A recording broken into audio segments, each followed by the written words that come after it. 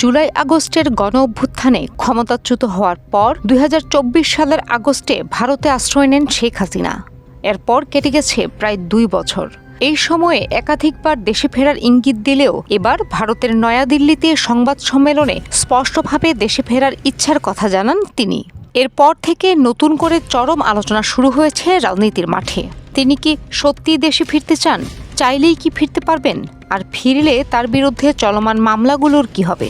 প্রত্যর্পণ চুক্তি, রাজনৈতিক বাস্তবতা এবং আইনি প্রক্রিয়া সব মিলিয়ে বিষয়টি এখন বেশ জটিল। এদিকে শেখ হাসিনাকে প্রত্যর্পণ চুক্তির আওতায় ভারত থেকে ফিরিয়ে আনার দাবি জানিয়ে আসছে বাংলাদেশ সরকার। বাংলাদেশ ও ভারতের মধ্যে ২০১৩ সাল থেকেই কার্যকর রয়েছে প্রত্যর্পণ চুক্তি। চুক্তি অনুযায়ী এক দেশে অপরাধ করে অন্য দেশে পালিয়ে গেলে নির্দিষ্ট শর্তে তাকে ফেরত পাঠানোর সুযোগ রয়েছে। এমনকি আদালতের গ্রেফতারি পরোয়ানার কপির ভিত্তিতেও প্রত্যর্পণের আবেদন করা যায়।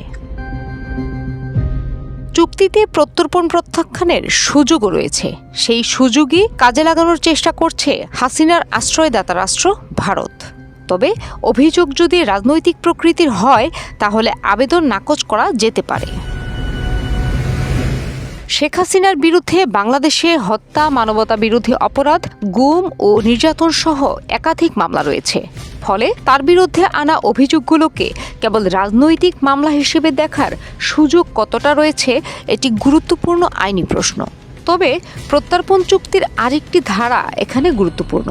কোনো দেশের কাছে যদি মনে হয় অভিযোগগুলো সরল বিশ্বাসে বা ন্যায় বিচারের স্বার্থে করা হয়নি, তাহলে প্রত্যর্পণের আবেদন প্রত্যাখ্যানের সুযোগ থাকে।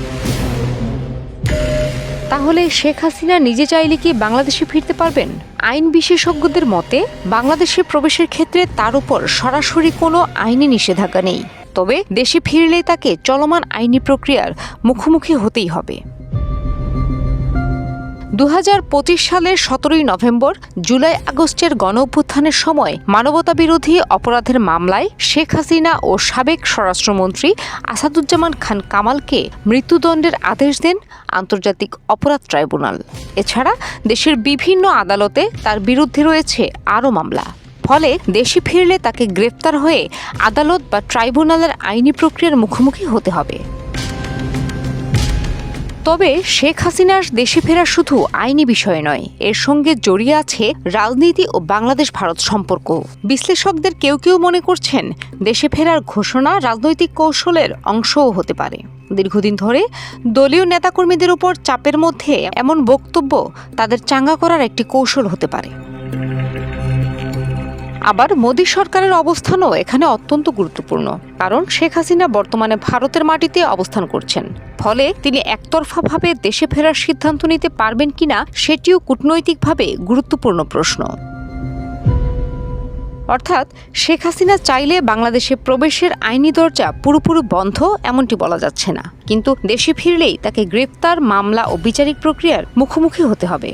আর তাকে ভারত থেকে প্রত্যর্পণের মাধ্যমে ফিরিয়ে আনা হবে নাকি তিনি নিজেই দেশে ফিরবেন, তা নির্ভর করবে আইনি প্রক্রিয়ার পাশাপাশি বাংলাদেশ ও ভারতের কূটনৈতিক সমীকরণ এবং পরিবর্তনশীল রাজনৈতিক বাস্তবতার উপর।